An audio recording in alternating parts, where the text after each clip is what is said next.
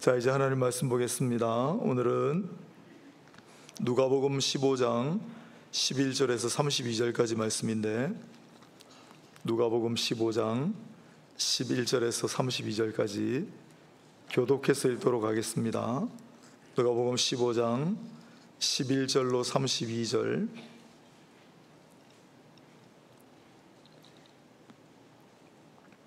긴 본문입니다. 제가 먼저 읽고 교독하겠습니다. 누가복음 15장 11절부터 끝까지입니다. 또 이르시되 어떤 사람에게 두 아들이 있는데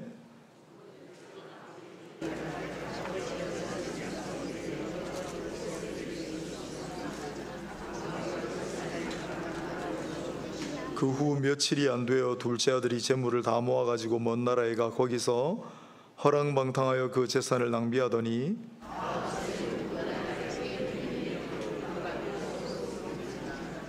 가서 그 나라 백성 중 한 사람에게 붙여 사니 그가 그를 들러 보내어 돼지를 치게 하였는데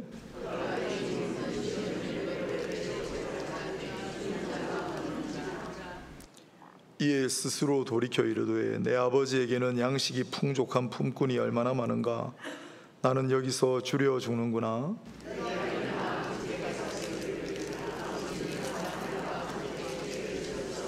지금부터는 아버지의 아들이라 일컬음을 감당하지 못하겠나이다. 나를 품꾼의 하나로 보소서 하리라 하고 일어나서 아버지께로 돌아가니라. 아직도 거리가 먼데 아버지가 그를 보고 측은히 여겨 달려가 목을 안고 입을 맞추니 아들이 이르되 아버지, 내가 하늘과 아버지께 죄를 지었사오니 지금부터는 아버지의 아들이라 일컬음을 감당하지 못하겠나이다 하나 아버지는 종들에게 이르되 제일 좋은 옷을 내어다가 입히고 손에 가락지를 끼우고 발에 실을 신기라. 그리고 살진 송아지를 끌어다가 잡으라. 우리가 먹고 즐기자. 이내 아들은 죽었다가 다시 살아났으며 내가 잃었다가 다시 얻었노라 하니 그들이 즐거워하더라. 맏아들은 밭에 있다가 돌아와 집에 가까이 왔을 때 풍악과 춤추는 소리를 듣고 한 종을 불러 이 무슨 일인가 물은데 대답하되 당신의 동생이 돌아왔음에 당신의 아버지가 건강한 그를 다시 맞아들이게 됨으로 인하여 살진 송아지를 잡았나이다 하니 노하여 들어가고자 하지 아니하거늘 아버지가 나와서 권한대 아버지께 대답하여 이르되 내가 여러의 아버지를 섬겨 명을 어김이 없거늘 내게는 염소 새끼라도 주어 나와 내 벗으로 즐기게 하신 일이 없더니 아버지의 살림을 장녀들과 함께 삼켜버린 이 아들이 돌아오매 이를 위하여 살진 송아지를 잡으셨나이다. 아버지가 이르되 예, 너는 항상 나와 함께 있으니 내 것이 다 네 것이로되 함께 읽겠습니다. 이 내 동생은 죽었다가 살아났으며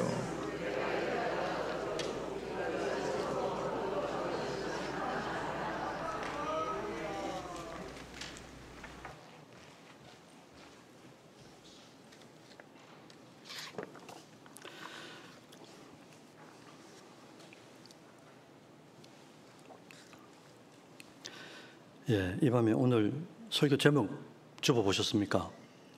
내가 누구인지를 아는 은혜. 이게 이제 설교 제목이 되겠습니다. 이 밤에 함께 읽은 본문은 아마 예수님의 비유 중에 가장 유명한 비유가 아니겠습니까? 거기다가 누가복음에만 딱 한 번 나오는 탕자의 비유입니다. 특히 우리가 탕자의 비유를 이해하기 위해서 눈여겨봐야 할 것이 있습니다. 그게 뭐냐니까 예수님께서 이 비유의 말씀을 누구에게 전하고 있는가라는 거죠. 어떤 존재를 위하여 이 비유를 말씀하시는가라는 게 포커스가 되겠습니다. 오늘 보니까 그 청중이 누굽니까? 누가복음 15장 1절에서 3절을 보시면은 두 부류를 딱 등장시킵니다. 한 부류는 누구냐니까 세상에서 소외받고 버림받는 예를 들어서 세리와 죄인이라고 표현하고 있어요. 또 한 부류는 누가복음 15장 그 다음 절 2절에 보시면 나와 있습니다. 함께 보시겠습니까?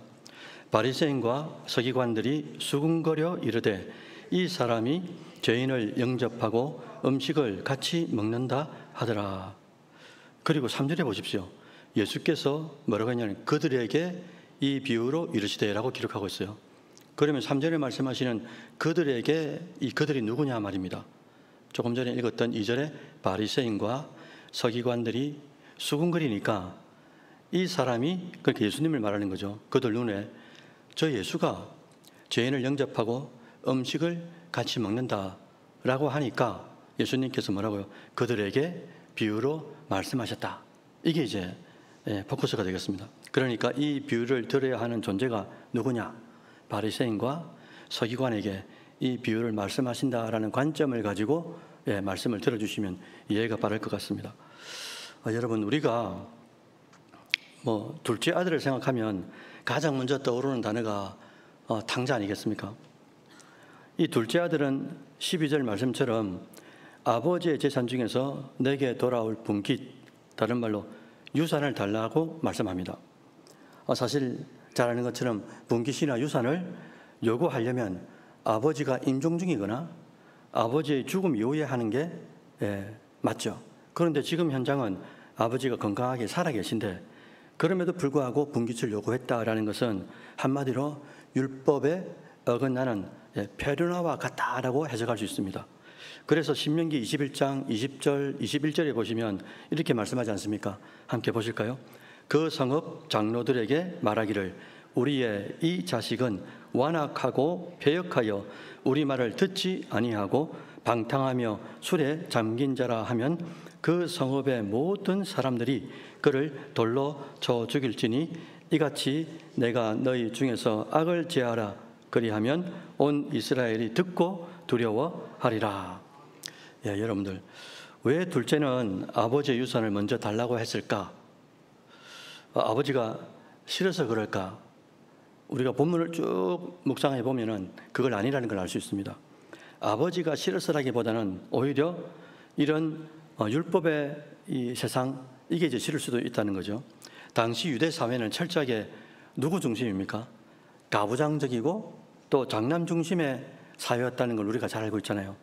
특히나 장남은 아버지로부터 아버지의 재산에 다른 자녀들보다 2배를 받는 것 아닙니까? 축복과 명예의 이 상징이 장남이고 가부장 제도라는 거죠. 이것을 둘째 아들의 상황에서 바라보면 어떻게 보이냐니까 공정하지 않다, 공평하지 않다라고 볼 수 있잖아요. 그래서 13절에 한 단어가 눈에 확 들어옵니다. 13절 보면 그게 무슨 단어냐니까 먼 나라라는 단어가 나와요. 여러분들, 가까운 것도 아니고 먼 나라로 간 겁니다. 이 말은 이렇게 해석할 수가 있지 않겠어요? 그런 주석들이 있더라고요. 율법이 적용되지 않고 내 소견대로 살 수 있는 곳, 그것을 찾아 이 둘째 아들이 찾아간 거죠. 여러분, 오늘 본문에서 한 가지 참 감동적인 스토리가 스며 들어가 있습니다. 20절 한번 보실까요? 같이 읽어보겠습니다. 이에 일어나서 아버지께로 돌아가니라. 아직도 거리가 먼데 아버지가 그를 보고 측은히 여겨 달려가 목을 안고 입을 맞추니. 여러분들, 아버지는 어떻게 해서 이 먼 거리에 있는 아들을 알아봤을까라는 거예요. 본문에 그렇게 되어 있지 않습니까? 아직도 거리가 먼데 아버지가 어떻게 해요? 달려간 겁니다. 왜 그랬느냐? 물론 아버지는 아들이 돌아올 것을 알고 늘 기다리고 있었다라는 해석이 더 맞을 것 같아요. 또 질문해 보면 이런 거죠. 어떻게 아들을 향해 그렇게 뛰어갈 수 있을까라는 질문입니다. 왜냐하니까 유대 사회에서는 어른이 이렇게 뛰는 것은 경박한 것으로 여겼다라고 되어 있더라고요. 또 질문이 있습니다, 여러분들. 아들을 안고 제일 먼저 한 이 아버지의 행위가 뭐냐니까 입을 맞췄다라고 말씀하고 있는 거예요. 이게 무슨 의미일까라는 겁니다. 여기서 입을 맞춘다라는 표현은 그냥 인사치레로 한번 이렇게 입을 맞춘 게 아닌 거예요. 여러 번 입을 맞췄다는 겁니다. 여기 계신 이제 우리 어르신들도 손주들을 바라보면은 얼마나 이쁩니까? 얼마나 사랑스럽습니까? 그러니까 한번 뽀뽀 이렇게 쭉 하고 마는 게 아니잖아요. 너무 이쁘니까 뽀뽀뽀뽀뽀 이렇게 하지 않습니까? 똑같은 거죠. 아버지가 돌아온 아들을 바라보니 얼마나 좋은 겁니까? 그러니까 잃어버렸던 아들이 돌아왔으니까 그 기쁨을 그렇게 이제 표현을 한 거예요. 본문에서 또 중요한 것은 돌아온 아들이 무슨 말을 한 번도 안 했어요. 대답을 안 한 겁니다. 말을 한 게 없어요. 그런데도 아버지는 먼저 뭐 하신 겁니까? 아버지가 아들을 끌어안고 뭐 하셨다고요? 수를 셀 수 없는 이 입맞춤을 했다라는 것인데, 이것은 무엇을 상징하느냐? 아버지가 이 아들을 뭐 한단 말입니까? 용서하고 용납하는 표현을 그렇게 기록했다는 거죠. 자, 아버지가 왜 그 먼 거리를, 그것도 이 어른이 달려가서 그것도 안아서 그렇게 수많은 입맞춤을 해야 할까? 여러분, 너무 사랑해서 그럴까? 맞습니다. 그런데 더 중요한 의미는 따로 있는 거예요. 그 이유는 조금 전에 우리가 읽었지 않습니까? 신명기 21장 말씀대로 벼르나를 발견한 사람을 먼저 어떻게 해요? 돌로 쳐 죽여야 하는 게 율법인 거예요.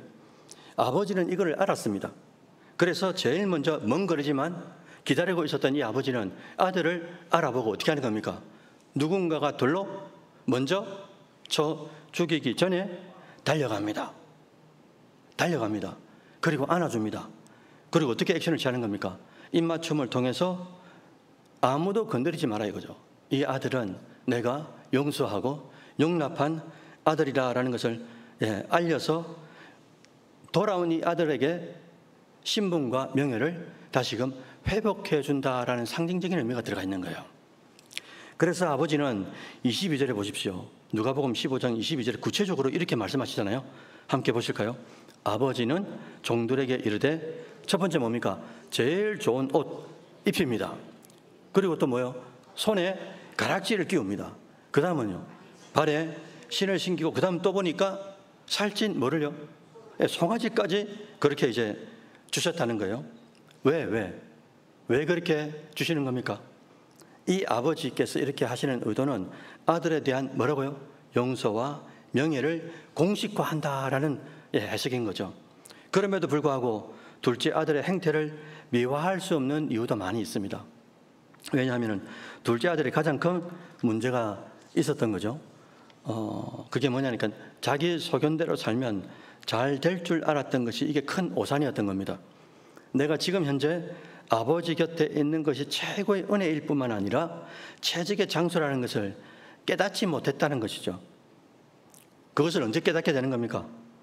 13절, 14절, 15절, 16절 쭉 이제 하나씩 오늘 본문의 기자가 딱 설명을 합니다. 13절 먼저 보시면 허랑방탕하여 재산을 다 어떻게 한다고요? 낭비한다고 표현되어 있습니다. 그리고 14절도 보십시오. 거기다가 그 나라에 이 탕자 자신은 분깃수를 받았던, 그래서 이 돈으로 다 환산해가지고 먼 나라로 갔는데 그 나라에 가서 이 재산을 다 뭐 했다고요? 탕진한 겁니다. 거기다가 설상가상으로 그 나라에 뭐라고요? 큰 흉년이 된 거예요.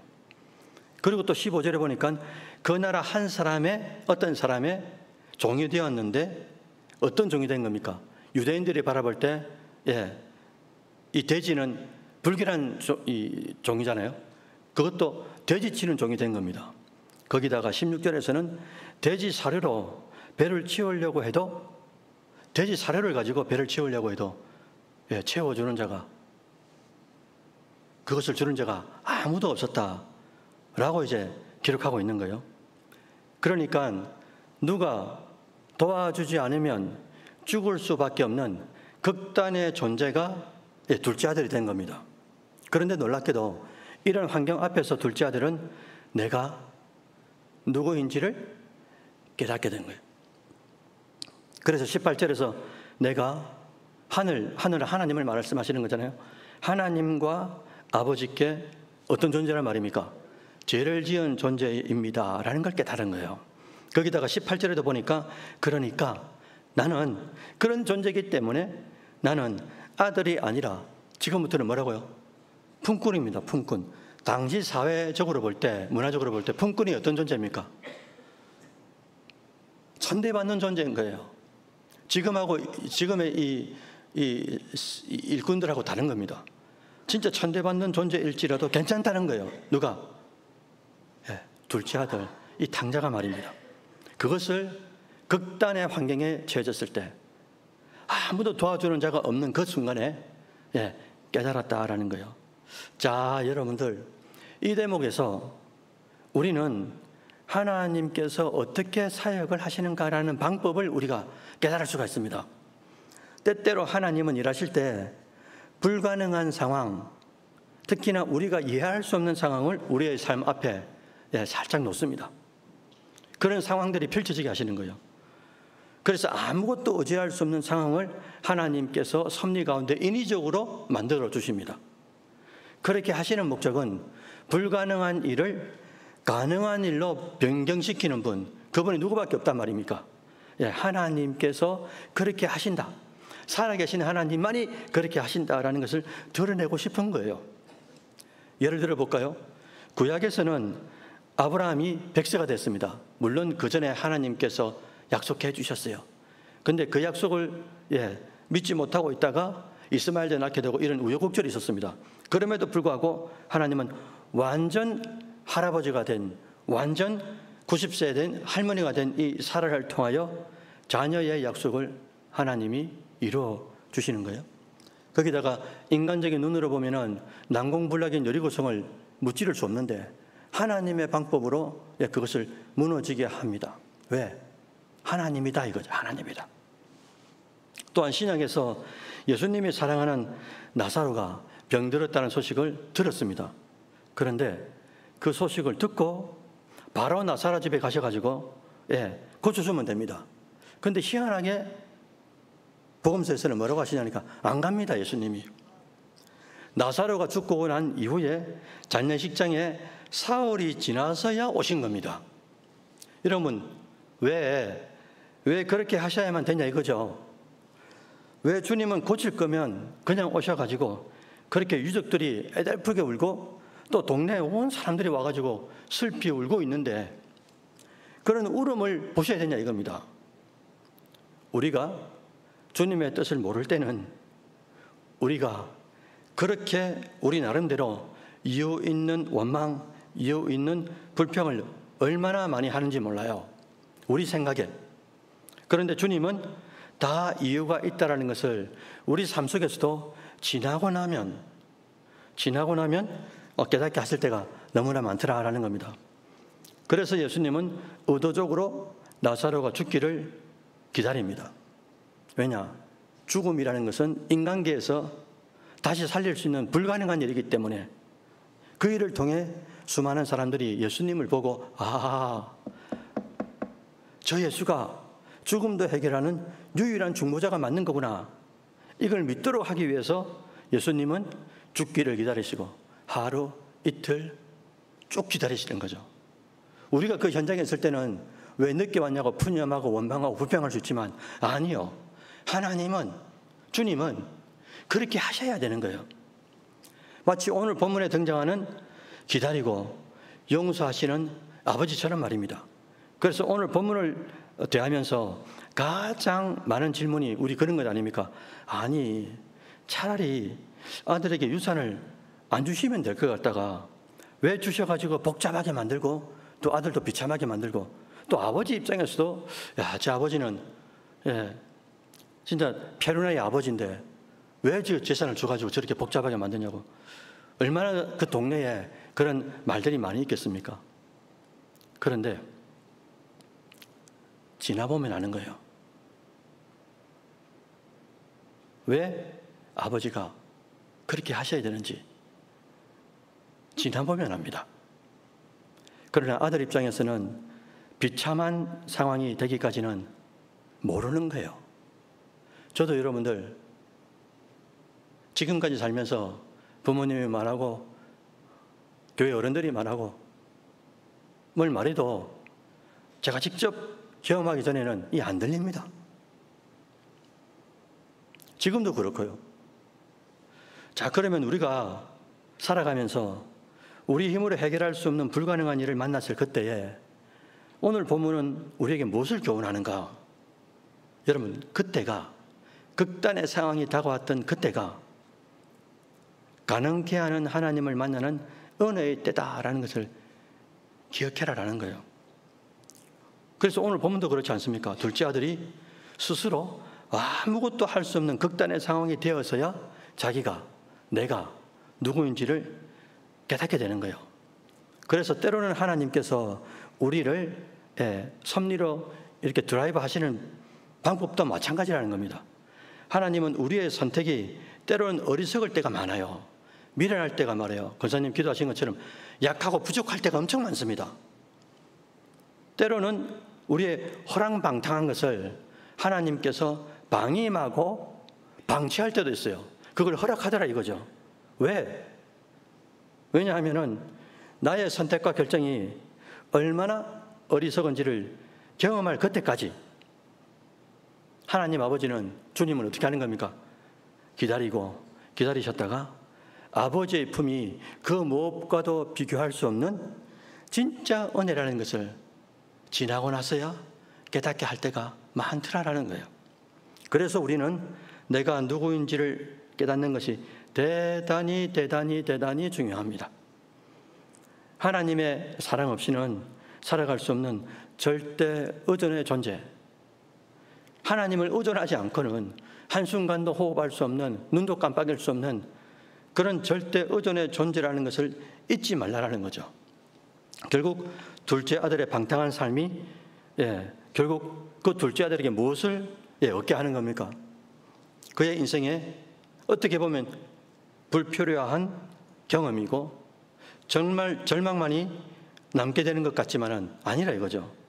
그는 그 방탕한 이 시간을 통해서 아버지의 사랑을 확인하게 되는 이 사실 하나만으로도 그가 보낸 이 방탕이, 자기밖에 모르던 이 교만이 때로는 은혜의 시간이 될 때도 있더라라는 겁니다. 여러분들 오해하지 마시기 바랍니다.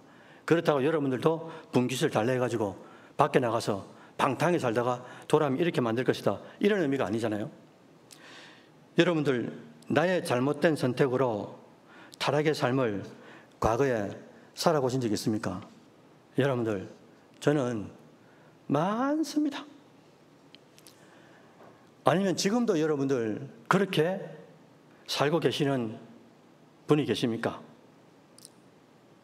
말씀드리고 싶은 것은 그럼에도 불구하고 절망하지 마시라라는 거예요. 어떤 극악한 죄를 내가, 여러분이 지었어도 주님께로 돌아오면 됩니다라는 거죠.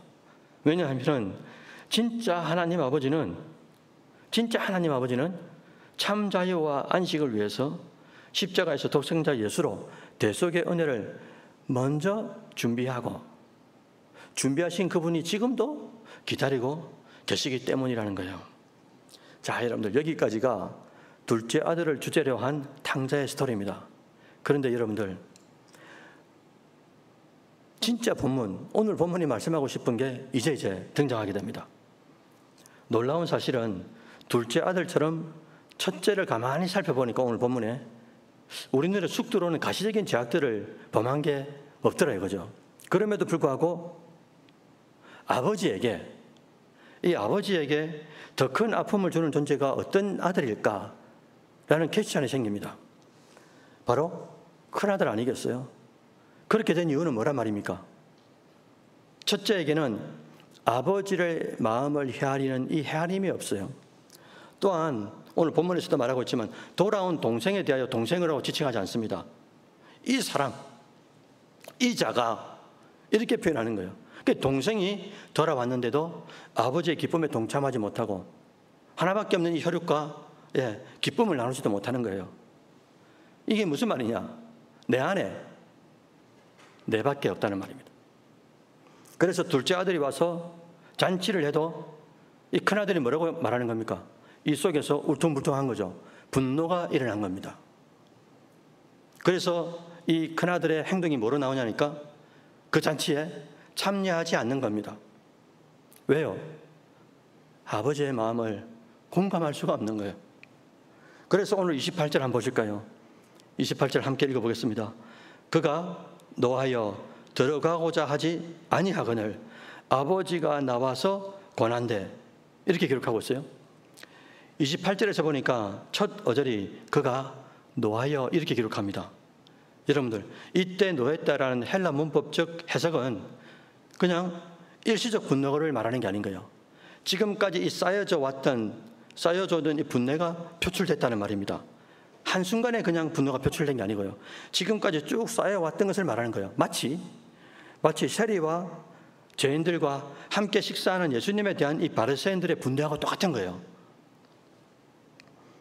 또한 28절에서 아버지께서 나와서 직접 뭐 했다고 했습니까? 큰아들에게 야야야 아들아 들어오나? 잔치에 들어오느라 권했다고 기록합니다. 근데 여기서 권했다라는 의미도 미완료의 형으로 사용되는데 이게 무슨 의미냐? 한 번 나가서 아버지가 권한 게 아닙니다. 계속 나가서 큰아들에게 들어오라고 권했다는 의미인 거예요. 자, 여러분들 이건 역시 어떻게 해석이 될까? 쭉 주석들을 찾아보니까 하나님께서 선지자들을 유대인들에게 계속 보내지 않습니까? 우리가 지금 11개 하도 있지만 계속 이사야, 예레미야 선지자를 계속 보냅니다. 그럼에도 불구하고 이 유다 백성들이 어떻게 합니까? 돌아오지를 않는 거예요. 권했음에도 불구하고 돌아오지 않는 겁니다.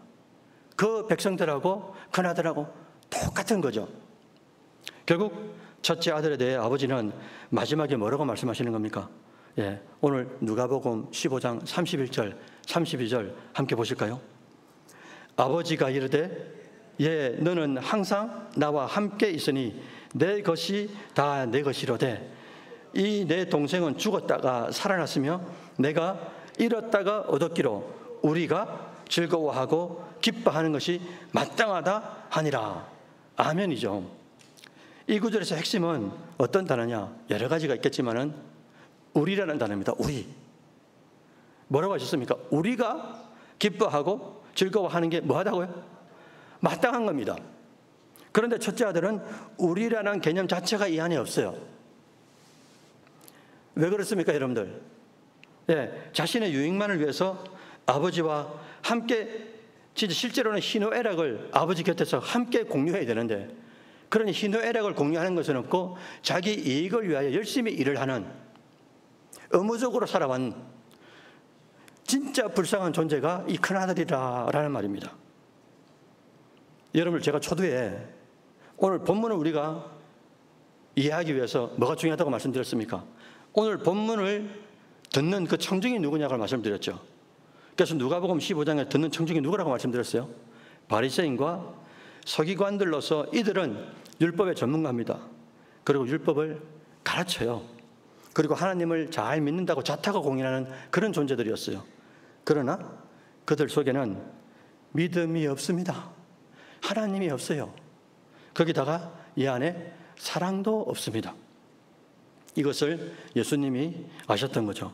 그래서 오늘 본문을 통해 큰아들은 두 가지를 불평합니다. 크게 보면요. 하나는 아버지는 작은 아들만 편애한다라는 게 팽배한 겁니다. 이 속에.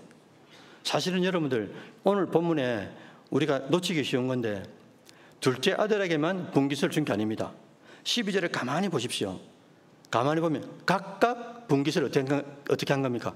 큰 아들에게도 주고 작은 아들에게도 각각 분깃을 나눠줬다고 기록되어 있는 거예요. 그러니 큰아들 마음에는 아버지께서 편애하신다라고 말하면 안 된다는 거죠.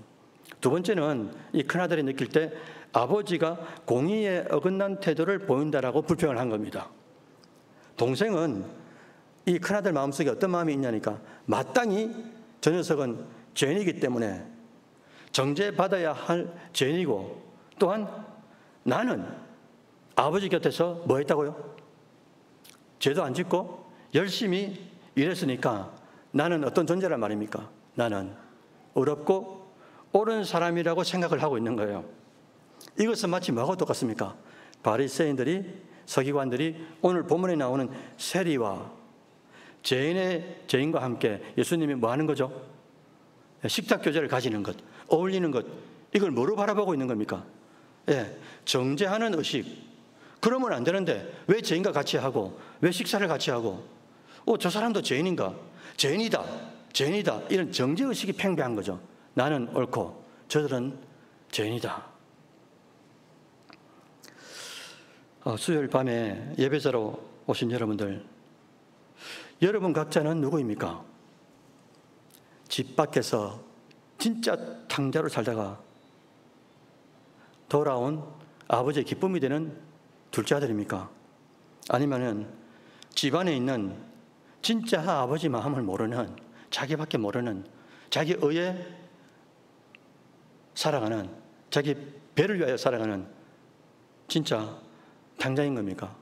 그래서 여러분들, 우리도 가만히 생각해 보면은 교회 안에 있다고 안심하지 마시기 바랍니다. 첫째 아들과 같이 진짜 탕자가 되지 않으려면은 어떤 제약과 환경의 극단 앞에서도 주님의 도움 없이는 살 수 없는 절대 의존의 존재가 누구라고요? 하나님만을 절대 의존해야 되는 존재가 누구란 말입니까? 나다라는 날. 주님 없이는 한순간도 살아갈 수 없는 이 가난한 심령을 그런 존재가 진짜 나다라는 것을 깨닫는 것, 이게 너무나 중요하지 않겠어요? 또한 첫째 아들처럼 열심히 일만 하기보다 먼저 하나님과 내 곁에 있는 사람들, 하나님 붙여주신 이 사람들, 이웃과 진심으로 사랑하고 헤아리는 존재가 되었으면 좋겠어요. 여러분들, 왜 그렇겠습니까? 이런 사랑과 헤아림 없이 일만 열심히 하는 사람들은 보십시오. 자기 뜻대로 되지 않을 때가 있잖아요. 인생이라는 게. 그럼 자기 뜻대로 되지 않는 순간이 딱 다가오면 반드시 불평합니다. 왜? 자기 뜻대로 안 되니까. 하나님께서 교회 어른들이 그렇게 하셔야만 하는 이유가 있다. 하나님께서 다 알고 계신다. 하나님이 아신다. 그리고 하나님이 하신다라는 믿음의 생각들이 투영되지 않는 거예요. 왜? 하나님이 없거든요. 말씀이 없습니다. 다른 사람을 헤아리고 사랑으로 감당하는 게 없으니까, 자기밖에 없으니까 어떤 일이 일어나는 겁니까? 열심히 일을 하는데 왜 열심히 일을 하는 나를 안 알아주냐 이거죠. 그리고 자기 뜻대로 안 되면 불평하고 자기 뜻대로 안 따르는 사람에 대해서 정죄하는 것이 오늘 본문의 첫째 아들을 그런 존재라는 것을 말씀하고, 혹 지금 교회 안에 있는 나도 그런 존재가 아닌가라는 거죠. 그래서 열심히 일을 하는 것도 여러분들 중요한데, 먼저 하나님과 다른 사람을 이해할 줄 알고 사랑할 줄 아는 우리가 되었으면 좋겠다는 거예요. 그래서 여러분들, 나는 누굽니까? 용서받을 수 없는 죄인이 용서를 받아가지고 그 받은 용서를 가지고 사랑하다가, 이때가 저 용서하고 용납하고 이해하고 사랑하다가 주님 곁으로 오라고 부름받은 종들 아니겠어요? 그런 종이라는 것을 잊지 마시고, 오늘 이 밤에 남은 인생을 다시 한 번 더 생각하면서, 그리고 살아온 인생들을 다시 생각하면서 나는 과연 누구였는가? 그리고 앞으로 남은 인생을 내가 누구가 되어 살아갈 것인가? 첫째 아들인가? 아니면 결국 아버지의 기쁨이 되고 아버지의 진짜 사랑받은 존재라는 것을 깨닫게 되는 둘째 아들이 될 것인가? 고민하는 여러분들의 남은 인생이 되시기를 주의 이름으로 축원드립니다. 아멘.